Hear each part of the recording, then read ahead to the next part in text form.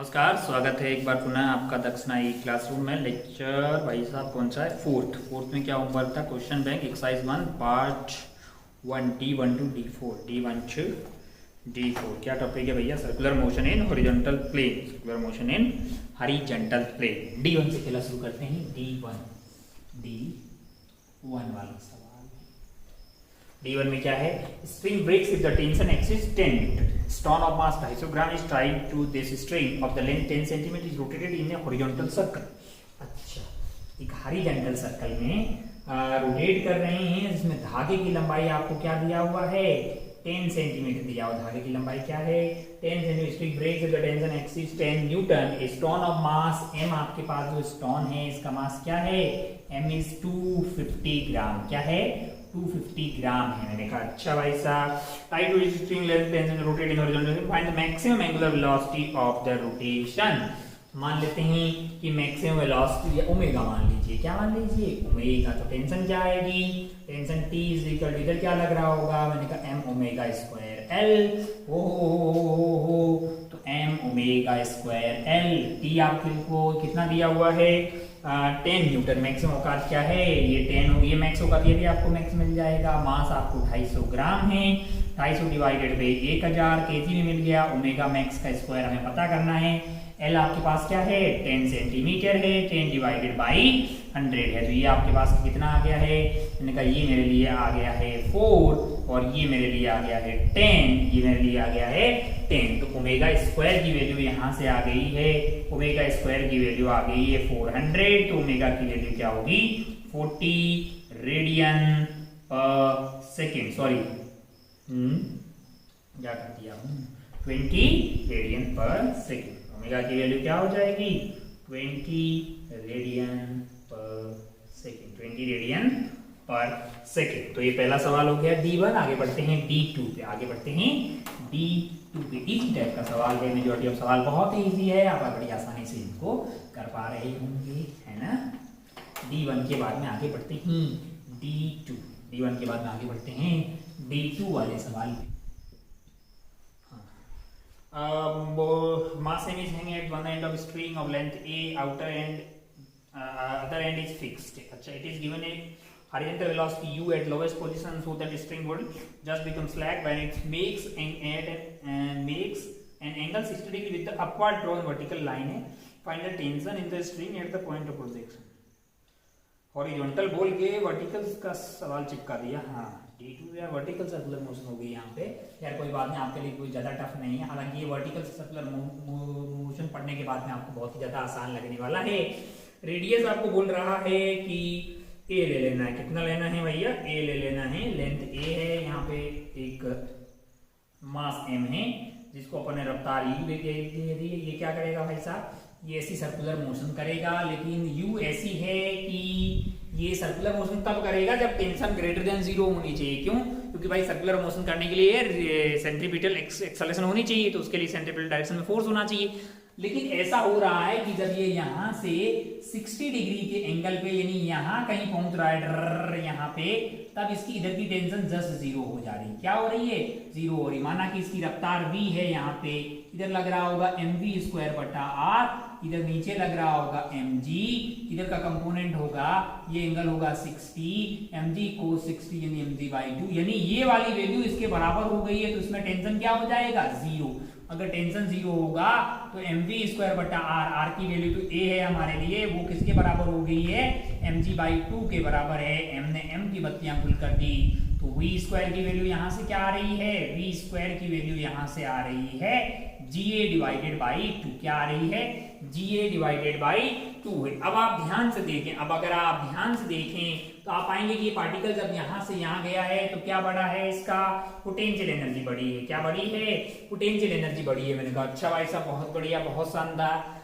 कितनी बड़ी होगी? मैंने कहा उतनी जितनी काइनेटिक एनर्जी कम हुई होगी। मैंने कहा भैया ध्यान से देखें तो हाफ एम यू स्क्वायर, इतना काइनेटिक एनर्जी पहले था, minus of half M V square, minus of half M V square, और वी स्क्वायर की वैल्यू क्या है? अच्छा, मैं हाफ एम कॉमन ले लिया हूं, है ना। बी स्क्वायर की वैल्यू मैंने सीधा डाल दिया, g a divided by 2 that is equal to gain in potential energy जो कि हो जाएगी एम जी एच। एच क्या है, हाइट है, तो ये वाली दूरी ए हो गई और ये है ए और ये है cos 60 डिग्री, तो a बाई 2 हो जाएगा, a cos 60 degree a by 2, तो कितना हो गया है 3a बाई 2, 3a बाई 2। यहाँ से ये कट गया है, इस 2 से ये 2 कट गया है, तो यहाँ से u स्क्वायर की वैल्यू क्या आ रही है, ga divided by 2 plus 3ga, यानी आपका आ गया है ये 7ga डिवाइडेड बाई 2। क्या आ गया है 7ga divided by 2, u square की वैल्यू आ गई। अब आपको यहाँ का टेंशन पूछा है, क्या पूछा है, यहाँ का टेंशन पूछा है, तो नीचे इस पे क्या लग रहा होगा, मैंने कहा mg लग रहा होगा, और क्या लग रहा होगा, मैंने कहा इधर लग रहा होगा mu स्क्वायर बाई a। क्या लग रहा होगा mu स्क्वायर बाई a, तो t की वैल्यू क्या होगी, मैंने कहा t की वैल्यू हो जाएगी mg प्लस mu स्क्वायर बटा a, mg plus mu square बटा a है। अच्छा भाई साहब, बहुत बढ़िया, बहुत है खूबसूरत। mg की वैल्यू mg हो गया है, m बटा a हो गया है यहाँ पे, और u स्क्वायर की वैल्यू क्या हो जाएगी 7g by a, 7ga by 2। अच्छा भाई साहब, बहुत बढ़िया, तो a से a आपका कट जाएगा। अब आप ध्यान से देखें, ध्यान से अगर देखें तो यहाँ है mg और यहाँ है 7 यानी 3.5, यानी कि टोटल कार्यक्रम क्या हो गया है 4.5 mg। क्या हो गया है 4.5 m, 3.5 और 1 जोड़ दिया तो 4.5 mg आपको आता हुआ दिखाई देगा। ये था आपका D2, ये था आपका D2। आगे बढ़े क्या D3 पे, इनका बिल्कुल बढ़ना चाहिए D3, ये बढ़ती ही D3।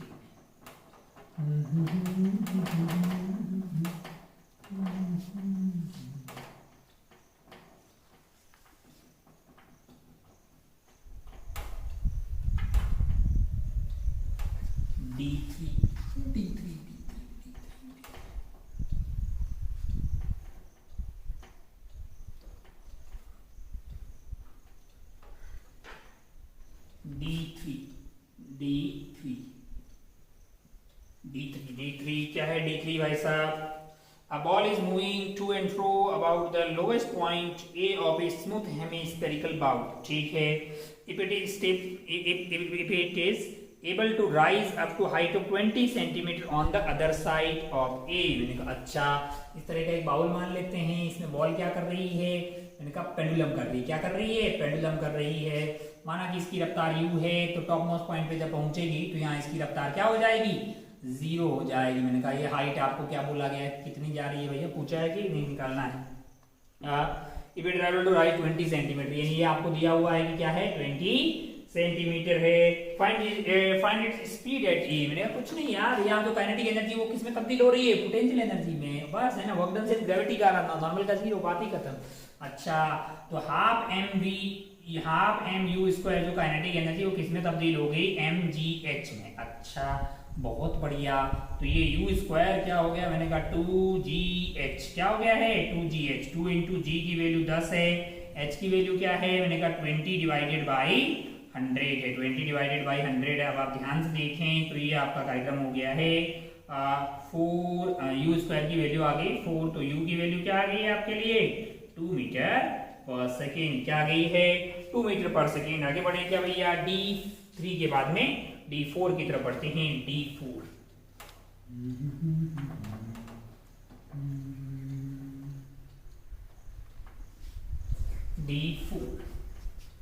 क्या चीज D4 देखिए जरा ध्यान से। D4 क्या है D4, a motorcycle want to drive on the vertical surface of wooden well radius। अच्छा, मौत के कुएं टाइप का सवाल है। अच्छा, रेडियस क्या है इसका, रेडियस आपको दिया हुआ है r is equal to 5 metre. क्या दिया हुआ है 5 मीटर दिया हुआ है।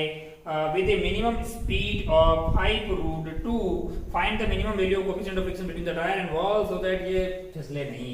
मैंने कहा अगर आप यहाँ पे एबीडी बनाएंगे तो मास m है, रेडियस इसका r है, ये v से चल रहा होगा तो इधर लग रहा होगा mv स्क्वायर बटा r। इसकी फ्रेम में बातें कर रहे हैं, इधर क्या लग रहा होगा नॉर्मल लग होगा। अभी इधर उधर कहीं नहीं जा रहा है तो नॉर्मल की वैल्यू क्या हुई mv स्क्वायर बटा r है। तो हॉरिजॉन्टल की बातें होगी, वर्टिकल में बात करें तो नीचे mg लग रहा होगा, ऊपर फ्रिक्शन लग रहा होगा।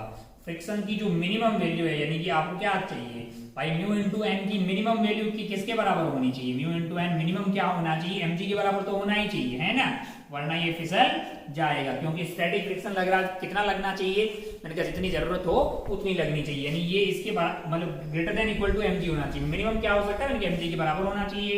तो म्यू इंटू एन है, एन की वैल्यू क्या है हमारे लिए, mv स्क्वायर बटा r है, that is equal to mg, that is equal to mg है। m ने m की बत्तियां गुल कर दी है।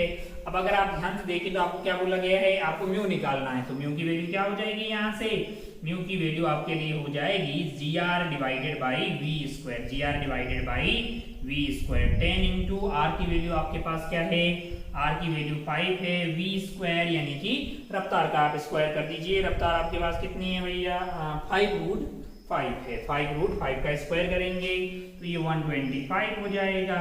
125 यानी कि ये हो गया आपका 25, तो ये हो गया आपका 2, ये आपका क्या हो गया है 5 हो गया है, तो ये 0.4 हो जाएगा। क्या हो जाएगा 0.4, यानी म्यू की वैल्यू क्या होगी आपके लिए 0.4 आपके लिए म्यू की वैल्यू हो जाएगी। बहुत बढ़िया भाई साहब। D1 से लेके D4 के बाद में आगे वाला है D1 से D5। कौन सा भाई साहब, ये जो दूसरी वाली एक्सरसाइज है, हाँ अच्छा, D1 से D5। आइए अकेला शुरू करते हैं, उड़ा देते हैं पहले।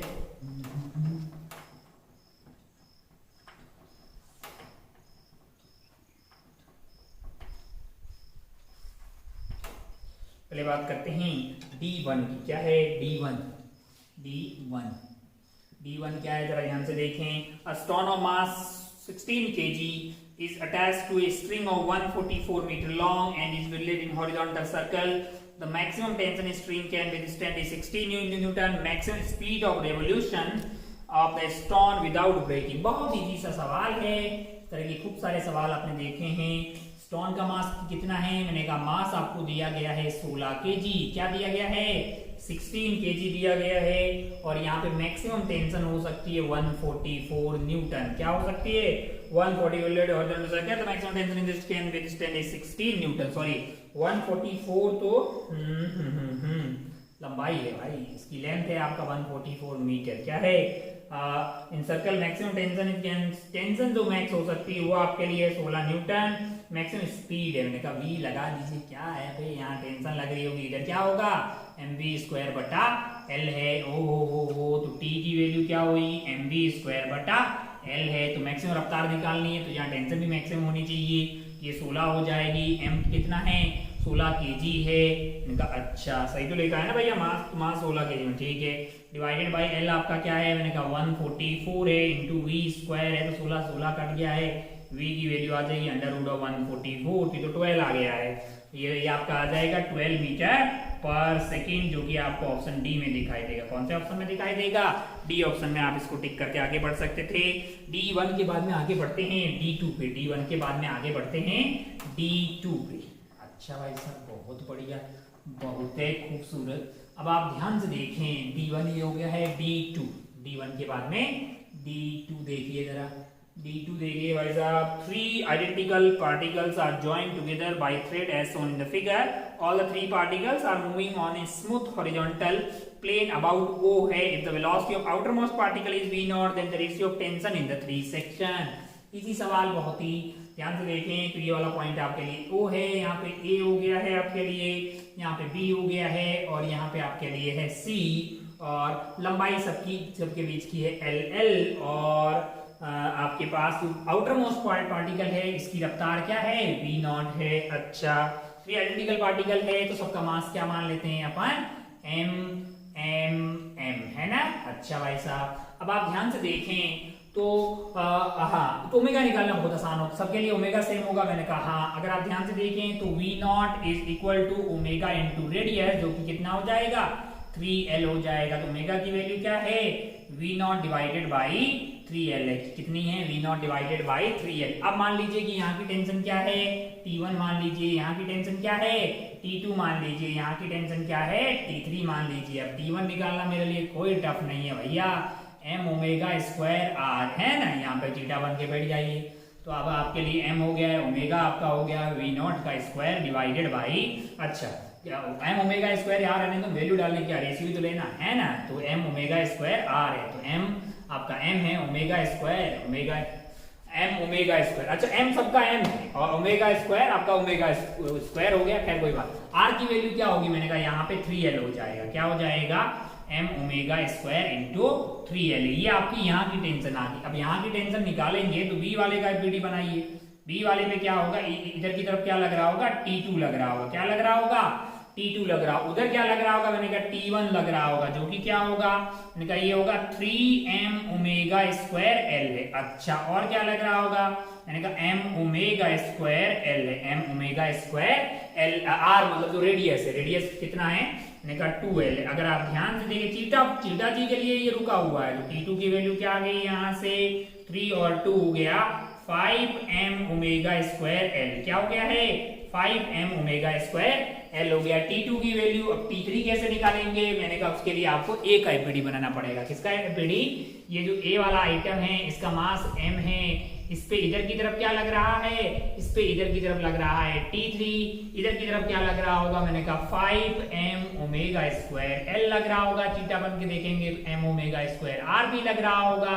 ओहो, तो T3 की वैल्यू क्या आ गई यहाँ से 6m ओमेगा स्क्वायर एल है, क्या हो गई है 6m ओमेगा स्क्वायर एल है। मैंने कहा बहुत बढ़िया भाई साहब, बहुत ही शानदार। हो अपने क्या करना है, मैंने कहा अपने को अगर रेशियो लेना है, अपने को अगर रेशियो लेना है तो यहाँ की T1 raise to T2 raise to ये करते हैं अपन, T1 raise to T2 raise to T3 कर देते हैं। T1 अपने पास कितना आया है, T1 आ गया अपना m3m ओमेगा स्क्वायर एल है, T2 आपके लिए आ गया 5m ओमेगा स्क्वायर एल है, और T3 जो है वो 6m ओमेगा स्क्वायर एल है। तो ये आपका हो गया है 3 रेस टू 5 रेस टू 6 है, जो कि आपको कौन से ऑप्शन में दिखाई देगा, ऑप्शन डी में आपको दिखाई देगा। टिक करके आप आगे बढ़ सकते थे। ये था आपका D2 वाला सवाल। कौन सा, D2 वाला सवाल। आगे बढ़ते हैं D3 पे, आगे बढ़ते हैं D3 पे। D2 हो गया है, आगे बढ़ते हैं D3 पे। कौन से वाले पे, D3। Particle is kept along A टर्नेबल rotating table है कोई, अच्छा। D3 particle is kept fixed on turntable rotating uniformly as seen from the ground. Particle goes in a circle. If the speed is 20 centimeter, acceleration is this. Particle is now shifted to a new position. Make the radius half of the original. The value of the speed and acceleration will be. अच्छा, एक turn table है, क्या है, एक turn table है जो कि घूम रही है इस एक्सिस के अबाउट। और क्या किया गया है, particle is kept on turnable rotating uniformly as seen from the ground. Particle moves in circle with the speed of this and acceleration is this. यानी यहाँ से कुछ दूरी पे, मान लो r दूरी पे इसको रख दिया है, मास m है, तो इसकी स्पीड जो है वो आपके लिए v, और स्पीड v हो गई, और एक्सेलरेशन क्या होगी, मैंने कहा v स्क्वायर बटा r।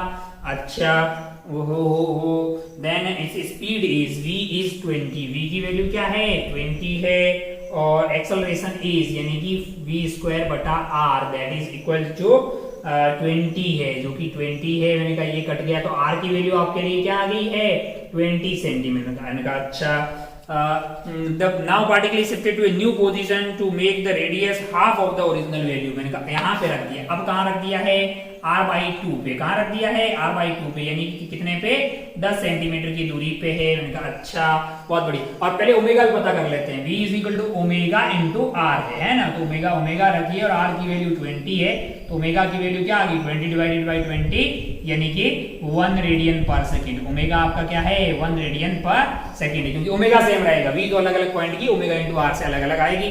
खैर, अब आपको बोला है कि न्यू स्पीड क्या होगी, मैंने कहा यहाँ जब रखेंगे तो स्पीड आपके लिए v हो जाएगी, v डैश मान लेते हैं, और ये हो जाएगा v डैश का स्क्वायर डिवाइडेड बाय जो भी रेडियस है ना, r डैश मान लीजिए। तो नई स्पीड आपके लिए क्या हो गई है v ओमेगा इंटू r है, r डैश है वो ओमेगा की वैल्यू 1 है, r डैश की वैल्यू 10 है, तो ये आएगा 10 मीटर। सेंटीमीटर में चल रहा है सेंटीमीटर पर सेकेंड, सेंटीमीटर में ही चल रहा है सेंटीमीटर पर सेकेंड, और एक्सेलरेशन क्या हो जाएगी 10 का स्क्वायर का डालिए डिवाइडेड बाई रेडियस आपका 10 है, तो ये 10 सेंटीमीटर पर सेकेंड स्क्वायर, पर सेकेंड स्क्वायर 10 सेंटीमीटर पर सेकेंड स्क्वायर है। ऐसा करेंगे तो आपको क्या मिल जाएगी, मैंने कहा स्पीड एंड एक्सेलरेशन दोनों मिल जाएगा। बहुत बढ़िया भाई साहब, बहुत ही खूबसूरत। तो ये था आपका D3। आगे बढ़ते हैं D4 पे, आगे बढ़ते हैं D4 पे, इसको उड़ा देते हैं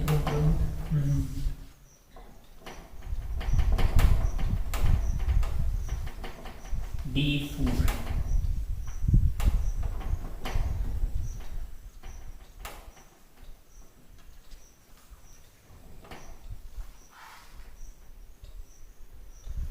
D4, देखिए जरा ध्यान से, D4 देखिए, coin placed on a rotating turntable just slip if the placed at a distance 4 cm from the center. If the angular velocity of turntable is double, then it will just shift at. अच्छा, एक coin है जो कि कहाँ रखा हुआ है, turn table पे रखा हुआ है, 4 सेंटीमीटर रख दें तो ये स्लिप कर जा रहा है, एंगुलर वेलोसिटी डबल है इनका। अच्छा, मान लो कि ओमेगा से घूम रहा है और रेडियस आपका आर है, तो क्या होगा, मैंने कहा इसके ऊपर बाहर की तरफ जो फोर्स लग रहा होगा वो आपका हो गया एम ओमेगा स्क्वायर आर, और उसको काउंटर कौन कर रहा है, मैंने कहा म्यू इनटू मैक्सिमम औकात, यही कर रही है ना भैया। ओहो मैक्स, हाँ अच्छा, जस्ट स्लिप कर रहा, मतलब ये बराबर हो गए, तो mu M G is equal to M omega square R, M omega square R, M omega square R है। मैंने कहा अच्छा भाई साहब बहुत बढ़िया, बहुत पूछा क्या है भैया, बोल रहा है कि just slip at if the angular velocity double कर दी है, अगर हमने एंगुलर वेलोसिटी डबल कर दी है, एंगुलर वेलोसिटी अगर हमने डबल कर दी, इस बार जो है इसको कहीं और रख दिया, मान लो आर डैश पे रख दिया और एंगुलर वेलोसिटी क्या कर दी है, डबल कर दी, तो इधर की तरफ क्या लग रहा होगा, मैंने कहा एम ओमेगा स्क्वायर, ओमेगा मैंने कहा भैया हो गया है 2 ओमेगा, क्या हो गया है 2 omega R dash, that is equal to, मैंने कहा भैया ये मैक्सिमम म्यू एम जी के बराबर ही हो सकता है। अगर आप ध्यान से देखें तो म्यू एम जी जो है that must be equal to, यहां से आ जाएगा 4m omega square are dash, है ना। अच्छा, अगर आप ध्यान से देखें तो ये वैल्यू जो है mu M G that is equal to 4m omega square की वैल्यू आपके लिए, ओमेगा स्क्वायर की वैल्यू यहां से क्या आ रही है, ओमेगा स्क्वायर की वैल्यू आ जाएगी आपके लिए mu G divided by R, है ना, mu G divided by R into आपके लिए आ जाएगा आर डैश, क्या आ जाएगा आर डैश है, तो 4mg और यहां से आर डैश की वैल्यू आपके लिए आ गई है, आपके लिए सॉरी निकालना क्या था भैया, इसमें निकालना क्या है, हाँ तब ये जो है कितने डिस्टेंस पे स्लिप करेगा, तो ये जो है आपके लिए 4mg से 4mg कट गया है, तो r की वैल्यू जो है आपके लिए 4, r की वैल्यू r डैश के बराबर, r dash is equal to mu M G 4 तो है ना, 4 नहीं कटाने यार, r बाई 4 आ जाएगी, क्या आ जाएगी r बाई 4, r की वैल्यू क्या है, पुराने वाले में r कितना था 4 सेंटीमीटर, तो 4 डिवाइडेड बाई 4 करिएगा तो क्या आ जाएगा 1 सेंटीमीटर, क्या आ जाएगा 1 सेंटीमीटर, जो कि आपको कहाँ दिखाई देगा, ये आपको ऑप्शन ए में दिखाई देगा, इसको टिक करके आप आगे बढ़ सकते थे। तो ये था D4, आगे बढ़ते हैं D5 पे, आगे बढ़ते हैं अपन D5 देखिए,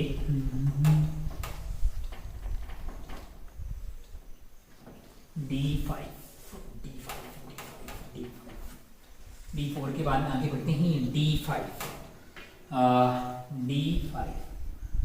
D5 देखिए जरा ध्यान से, a length of rod L is pivoted at one end, is rotated with uniform angular velocity in horizontal plane, let the T1 T2 be the tension at the point।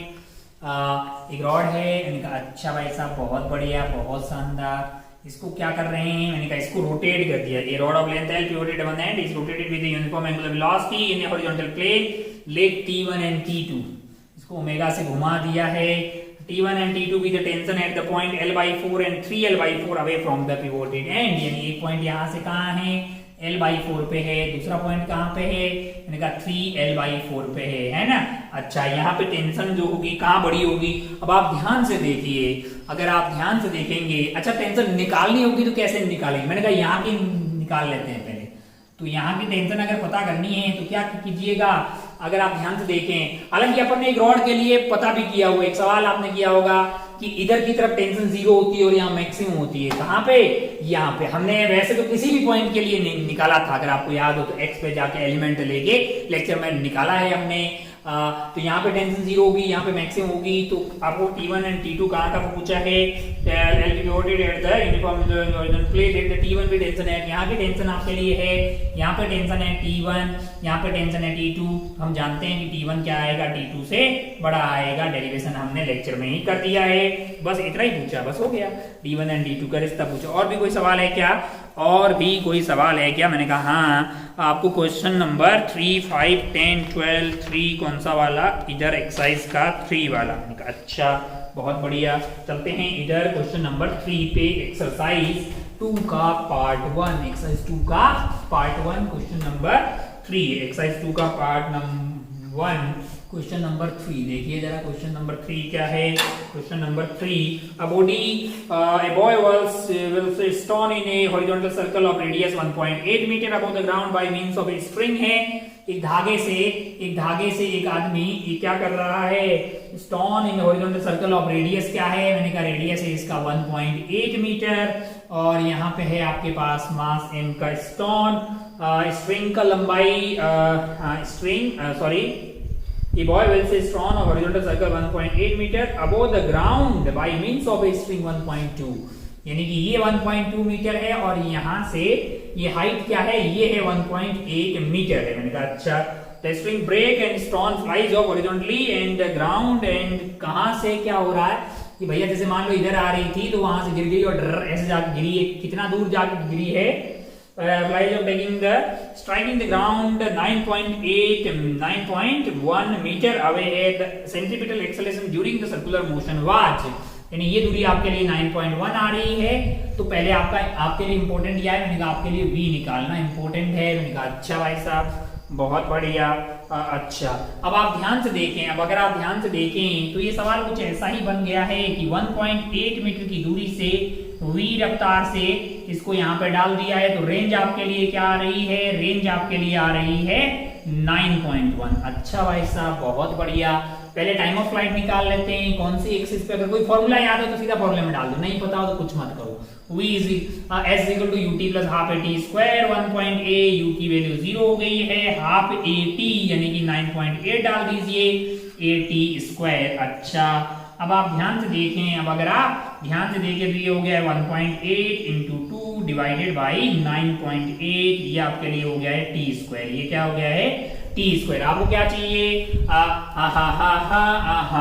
और sorry 1.8 use, अब 9.8 का use करते हैं horizontal में, तो s equal to ut plus half at square. तो u आपका है 9. यही हमेशा मतलब v जैसे v से जा रही तो हमेशा v से जाती रहेगी, तो v into time t that is equal to 9.1 है। तो v की वैल्यू क्या आ जाएगी, मैंने कहा 9.1 डिवाइडेड बाई ये t स्क्वायर है, तो रूट में आप जो है डिवाइड कर दीजिए यहाँ पे आपके लिए ये आ गया है 3.6 डिवाइडेड बाई रूट आपका 9.8 हो गया। मैंने कहा अच्छा भाई साहब बहुत बढ़िया, बहुत है खूबसूरत। ये v आ गया है, हमको क्या चाहिए, मैंने कहा हमें यहाँ की एक्सेलरेशन पूछा है, तो वो तो v स्क्वायर बटा r होगा। ये क्या होगा, v स्क्वायर बटा r है, v यानी कि इसका स्क्वायर यानी कि 9.1 इंटू 9.1 इंटू 9.8 डिवाइडेड बाई 3.6 आ गया है, इंटू r जो है वो दूरी हमारे लिए क्या थी, 1.2 मीटर है। ये क्या है, 1.2 मीटर है। अब आप ध्यान से देखें तो हम इसको कैसे काट सकते हैं, कैसे इसको काटेंगे, क्या हमारे लिए वैल्यू आ जाएगी ना, आप 187 पॉइंट समथिंग कुछ आएगा। तो ये मोटा मोटा है ना ये कार्यक्रम 188 के आसपास होगा, जो कि आपको ऑप्शन कहाँ में दिखाई, मैंने अगर कैलकुलेशन ठीक की है तो सी ऑप्शन आपको आता हुआ दिखाई देगा। कोई बहुत तगड़ा सवाल नहीं था। खैर आगे बढ़ते हैं। 3 के बाद में नेक्स्ट वाला सवाल कौन सा है हमारा, 3 के बाद में 5 वाला सवाल है। 5 वाले सवाल पे बढ़ते हैं, इसमें कैलकुलेशन थी और कुछ नहीं था। 3 के बाद में आगे बढ़ते हैं, 5 वाले सवाल पे जाओ।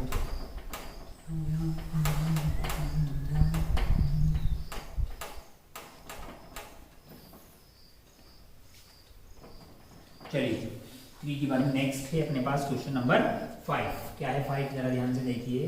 5 में क्या है, particle p moving in a circle of radius a with uniform speed u, c is the centre of the circle, ab is the diameter है, the angular velocity of p with respect to a and c are. अच्छा बहुत बढ़िया। अब आप ध्यान से देखें, particle p moving in circle of radius a है, रेडियस a है, मैंने कहा अच्छा, यूनिफॉर्म वेलोसिटी स्पीड है इसकी u है, मैंने कहा c इज द सेंटर है, मैंने कहा अच्छा, AB इज द डायमीटर, मैंने कहा अच्छा, ये पॉइंट को A बोल देते हैं, इस पॉइंट को B बोल देते हैं। अच्छा, angular velocity of P about A is, angular velocity of P, अच्छा पार्टिकल P जो है about A and C, about A and C, angular velocity of P about A and angular velocity and A and C। अच्छा एक बार क्या करना है, आपको angular velocity पता करनी है पार्टिकल की p की अबाउट a, और एक बार क्या करनी है अबाउट c करनी है, अबाउट c करनी है। मैंने कहा अच्छा भाई साहब बहुत बढ़िया, बहुत शानदार। तो एक बार अपन जानते हैं कि omega is basically v perpendicular relative divided by बीच की दूरी। तो यहाँ वाले में क्या हो जाएगा u डिवाइडेड बाय r, और इसमें क्या हो जाएगा आपके लिए u डिवाइडेड बाई 2r है ना, दूरी बीच की कितनी हो जाएगी 2r, और इसमें कितनी होगी, मैंने कहा u बाई r है ना। ये पॉइंट के रेस्पेक्ट में अगर बात करेंगे तो ये आपकी दूरी हो गई है 2r, तो ये तो बेसिकली 1:2 वाला वेक्टर आ गया आपका, क्या आ जाएगा 1:2 आ जाएगा। यही सवाल था, रद्दी सवाल एकदम। C is the center, circle AB is the diameter, angular velocity of P about A and C is about A and C है। बहुत बढ़िया, बहुत ही शानदार। ओहो, अब आप ध्यान से देखिए, तो ये 5 हो गया। नेक्स्ट वाला सवाल कौन सा है अपना 10, कौन सा 10 वाला, आगे बढ़ते हैं 10 वाले सवाल पे। क्या है 10 वाला सवाल, काइनेटिक एनर्जी ऑफ पार्टिकल दी हुई है, एक पार्टिकल सर्कुलर कर रहा है और उसकी काइनेटिक एनर्जी आपको दी हुई है। अच्छा ठीक है भैया, रफ्तार मान लेते हैं उसकी v है, क्या है रफ्तार v है, मास m है, पार्टिकल सर्कुलर कर रहा है, काइनेटिक एनर्जी और रेडियस r है। तो काइनेटिक एनर्जी क्या होगी, मैंने कहा half mv² that is equal to kinetic energy as², तो v² is equal to twice of as² divided बटा m है। ये मेरे लिए v² की वैल्यू आ गई। तो यहाँ पे इसके पास दो एक्सेलरेशन होगी, एक रेडियल वाली और एक टेंजेंशियल वाली। अच्छा, रेडियल वाली तो डायरेक्टली मिल जाएगी, कितनी होती है, मैंने कहा mv² बटा r होती है। तो इसको मल्टीप्लाई कर दीजिए, यानी 2as² डिवाइडेड बाई आपका m इंटू आर, 2as² बटा 2 बटा r इंटू यहाँ m आ गया है, तो ये आपका हो गया है 2as² डिवाइडेड बाई r। इतना आपके पास क्या हो जाएगा, रेडियल एक्सेलरेशन हो जाएगी। टेंजेंशियल क्या होती है, मैंने कहा टेंजेंशियल तो भैया इसके रेट ऑफ चेंज होती है, मतलब आपके पास टेंजेंशियल है तो उसको आप क्या लिख सकते हैं, मैंने कहा उसको अपन लिख सकते हैं v dv बाई ds। क्या लिख सकते हैं, v dv बाई dx, और v as a function of अच्छा इसको मैं दोनों साइड डिफरेंशिएट कर देता हूं। इसको अगर मैं s के रेस्पेक्ट में दोनों साइड डिफरेंशिएट करूंगा तो क्या हो जाएगा 1/2 into m into 2v into dv by ds। मैंने कहा ये बन गया मेरे लिए क्या है, टेंजेंशियल एक्सेलरेशन है, जो कि हो जाएगा twice of a into s है ना। तो ये 2 से आपका 2 कट गया, और यहां से v dv बाई ds की वैल्यू क्या आ रही है, v dv बाई ds की वैल्यू आ रही है 2as बटा m है, 2as बटा m है। अच्छा, तो ये वैल्यू आ गई मेरे लिए 2as बटा m है। मेरे लिए जो नेट आपको क्या चाहिए, आपको क्या चाहिए इस वाले सवाल में, total force acting, net force, total force. तो मुझे पहले तो a नेट चाहिए होगा। a नेट क्या होगा, मैंने कहा इन दोनों के इंडिविजुअल का स्क्वायर करके ऐड कर दीजिए और फिर रूट ले लीजिए, इसका स्क्वायर यानी कि 2as डिवाइडेड बाई m का स्क्वायर हो जाएगा। ओहो, रेडियल कितना है, मैंने कहा रेडियल तो आपके लिए ये है, तो इसका स्क्वायर यानी कि 2as² बटा आपके लिए आ जाएगा r, इसका स्क्वायर है। मैंने कहा अच्छा, अब आप ध्यान से देखें, ध्यान से अगर आप देखें तो यहाँ से 2as है, यहाँ पे भी 2as है, बाहर आ जाएगा। मैंने कहा हाँ m बार आएगा क्या, मैंने कहा m बार नहीं आएगा। अगर आप ध्यान से देखें तो हमारे लिए ये जो वैल्यू है, अच्छा हमको क्या चाहिए, मैंने कहा फोर्स चाहिए, हमको क्या चाहिए, फोर्स चाहिए। तो m से मल्टीप्लाई कर देते हैं यहाँ पे, m से मल्टीप्लाई कर देते हैं यहाँ से, ये बन गया भाई साहब अपने को फोर्स चाहिए। तो अच्छा ऑप्शन चेक कर लीजिए। अच्छा m को अंदर मान लो कि मैं भेज दूं तो मेरे लिए ये क्या हो जाएगा, मैंने कहा ये हो जाएगा अंडर रूट ऑफ m को अंदर भेज दीजिए और 2as कॉमन आ जाएगा। क्या आ जाएगा, 2as यहाँ पे भी है, 2as यहाँ पे भी है, तो 2as कॉमन आ जाएगा। m अंदर जाएगा तो m² हो जाएगा। तो यहाँ से ये वैल्यू जो है मेरे लिए क्या हो जाएगी, ये तो m² कट के 1 आ जाएगा। 2as यहाँ से बाहर आया, बचा क्या, s बच गया है यहाँ पे, और उधर से मल्टीप्लाई हो गया है आपका m, तो s बटा r है। मेरे को एक लगता है s का स्क्वायर आएगा, एक r का स्क्वायर आएगा, और एक आपका m जो है उधर जाके मल्टीप्लाई हुआ है। हाँ यहाँ पे भी कहीं m था क्या, ar is equal to mv² बटा r, कहीं कुछ घोटाला किया गया।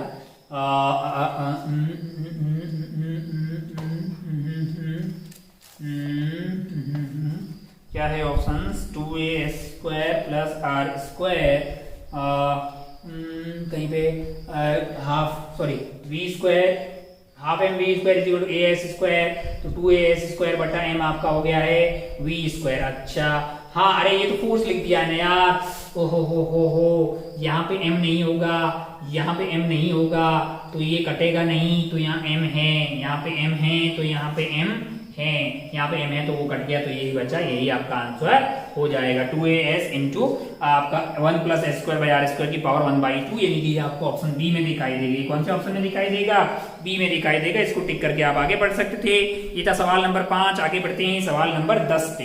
नहीं, ये सवाल नंबर 10 ही था। 3, 5 और 10 हो गया है। आगे बढ़ते हैं 12 और 14 पे। 12 देखिए भैया, 12 क्या है? सवाल नंबर 12। सेकंड लास्ट में उड़ाते हैं इसको, वक्त काफी सारा हो गया है हमारा।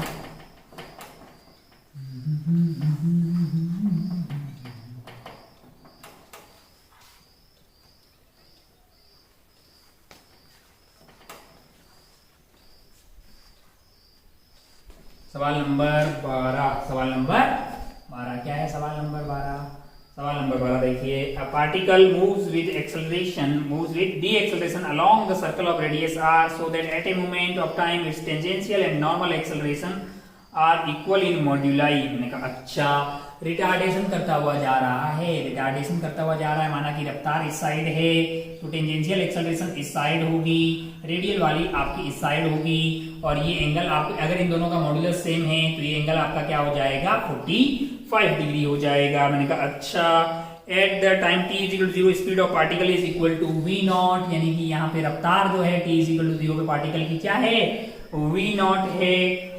Then speed of the particle as a function of distance covered will be this. अच्छा, तो आपको जो है फर्स्ट पार्ट पूछा है और सेकेंड पार्ट पूछा है। मैंने कहा अगर आप ध्यान से देखें तो इस पर्टिकुलर पॉइंट पे जो AR है और AT है ये तो बराबर है, तो इसका मतलब AR की वैल्यू अपने पास होगी v स्क्वायर बटा r, यानी कि v नॉट का square divided by r। r की वैल्यू कुछ दी है क्या? हाँ, इतना दी है। तो AT हमेशा ये होगा, AT आपके लिए क्या है?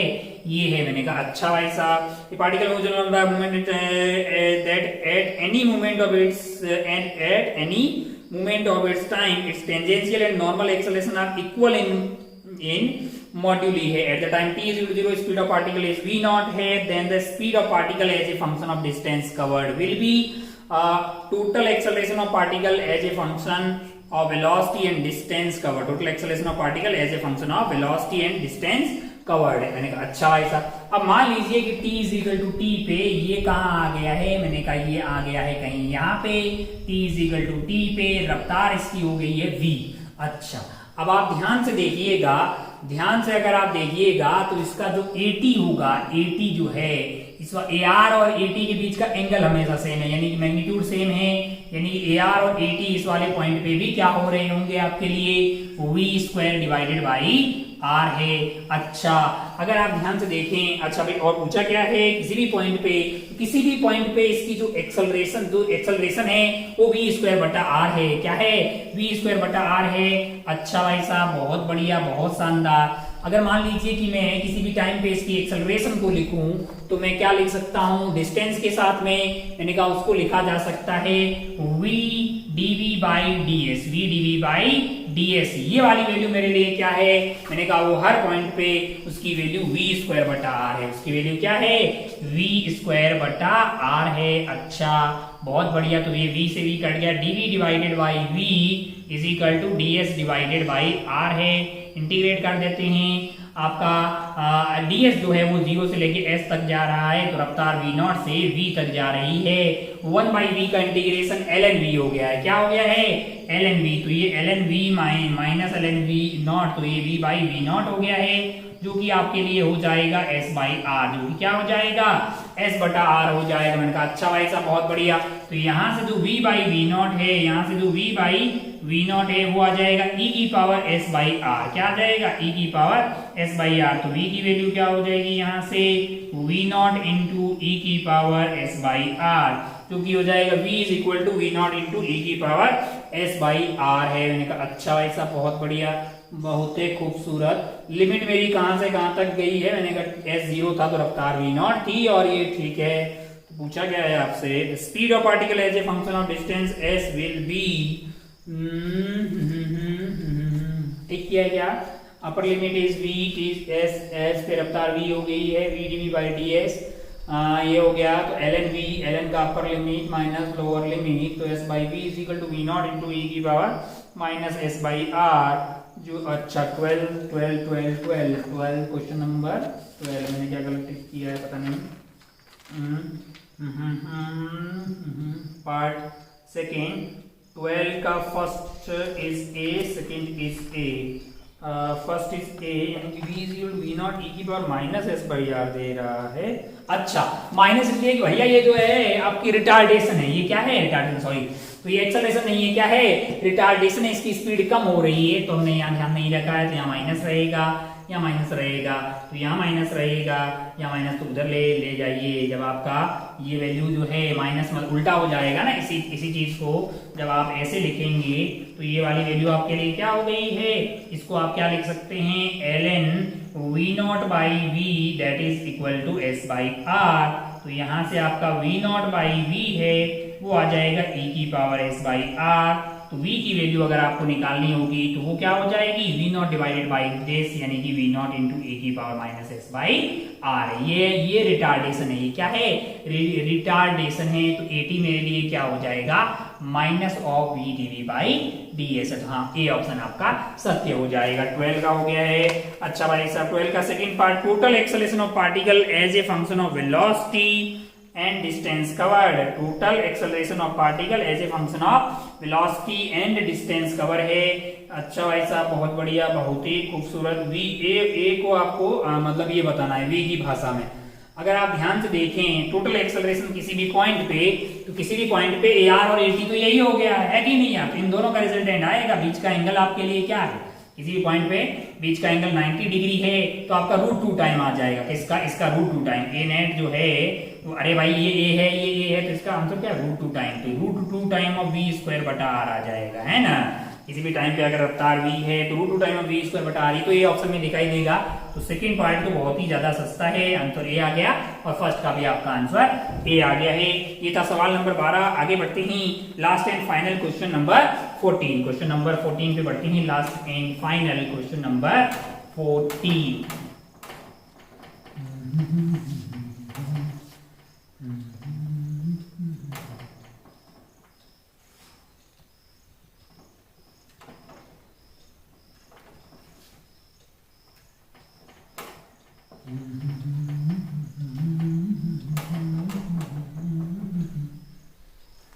Question number 14। क्वेश्चन नंबर 14 देखते हैं क्या है क्वेश्चन नंबर 14। क्वेश्चन नंबर 14 अगर आप ध्यान से देखिए, spot of light is rotated in a horizontal plane with a constant angular velocity 0.1 radian per second. Spot of light P moves along the wall at a distance of 3 meter. What is the velocity of a small spot when a spot of light rotated in a horizontal plane with a constant angular velocity of 0.1 radian per second? Spot of light P moves along the wall at a distance 3 meter. What will be the velocity of spot P when theta is 45? अच्छा भाई साहब बहुत बढ़िया। अच्छा velocity of the spot, हाँ तो ये तो वही मिरर वाला, अगर आपको ये मिरर वाला सवाल याद हो, मिरर को अपन ने ऐसे ओमेगा से घुमाया था, तो आपका स्पॉट जो था वो यहाँ पे स्पॉट की ये वाली रफ्तार, मैं डेरिवेशन में नहीं जा रहा हूँ, वक्त की बहुत कमी है, वहां पे हमारे पास ये रफ्तार आई थी 2 omega square, 2 omega D sec square, 2 omega D sec square theta. ये काहे को मिरर को आपने ओमेगा से घुमाया तो ये 2 ओमेगा से घुमा था, बट यहाँ पे ये ओमेगा से घूम रहा है, तो है ना। तो अगर ये ओमेगा से घूमेगा तो हमारे यहाँ पे रफ्तार क्या हो जाएगी, v is equal to omega D sec square theta, है ना। ओमेगा आपको सवाल में क्या दिया हुआ, 0.1 दिया हुआ, डेरिवेशन वहां जाके देख लें, आप वक्त की थोड़ी सी कमी। हाँ डी की वैल्यू क्या दी हुई है, डी आपको कितना दिया हुआ, 3 मीटर दिया हुआ है, और थीटा आपको कितना दिया हुआ है, थीटा 45 दिया हुआ है। तो ये आपका सेक थीटा यानी कि सेक थीटा क्या हो जाएगा 1/cos थीटा का स्क्वायर, तो 1/√2 का स्क्वायर, यानी कि ऊपर जाके ये वैल्यू कितनी हो जाएगी 0.1 इंटू 3 इंटू ये आपका हो गया है 1/2, यानी कि ये ऊपर जाके 6 हो गया है, यानी 0.6 मीटर पर सेकंड आपकी रफ्तार हो जाएगी, है ना। Omega D sec square theta, derivation कहाँ मिलेगा आपको? अच्छा, ऑप्टिक्स में अपन ने प्लेन मिरर में भी खूब सारी बातें की थी इसकी, तो टफ वाला, जब मिरर को थीटा से घुमा देते, ये 2 थीटा से, तब आपका answer 2 omega D sec square theta है। तो पर यहाँ पे मिरर नहीं है, ये खुद ही घूम रहा है ओमेगा से, तो ये आ जाएगा omega D sec square theta. बाकी टेन थीटा लिख के आप डिफरेंशिएशन करके डेरिवेशन कर सकते हैं। इस सवाल अपने ऑलरेडी कर दिया प्लेन मिरर में, कहाँ पे? ऑप्टिक्स में। बहुत बढ़िया, बहुत शानदार, बहुत ही खूबसूरत। तो आप अपना और अपनों का खूब ख्याल रखिएगा। और अगला ये लेक्चर कौन सा था? 4 था, तो 5 का डिस्कशन देखते हैं। अपन चलते हैं अभी। जय हिंद, जय भारत, टेक केयर।